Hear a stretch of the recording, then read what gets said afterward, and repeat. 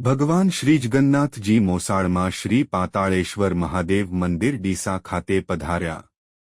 ભગવાન શ્રી જગન્નાથ રથયાત્રા પ્રસંગે વિધિ અનુસાર ભગવાન શ્રી જગન્નાથજી, બલભદ્રજી અને બહેન સુભદ્રાજી સહિત શ્રી રામજી મંદિરથી પ્રસ્થાન કરી મોસાળે એટલે શ્રી પાતાળેશ્વર મહાદેવ મંદિર, કચ્છી કોલોની, ડીસા ખાતે પધાર્યા।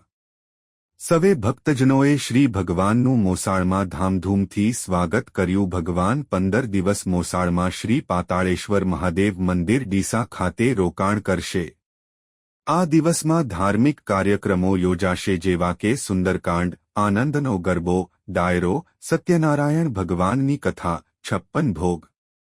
અમાસના દિવસે ભગવાન શ્રીનું મામેરું ભરવામાં આવશે તેમજ ભગવાન નિજ મંદિર પરત ફરશે। શ્રી ગોવિંદભાઈ બાપુ મહારાજ અને શ્રી પાતાળેશ્વર મહાદેવ મિત્ર મંડળ તરફથી ડીસા શહેરના સૌ ભક્તોને શ્રી જગન્નાથજીના દર્શન માટે પધારવાનું ભાવભર્યું આમંત્રણ પાઠવ્યું હતું।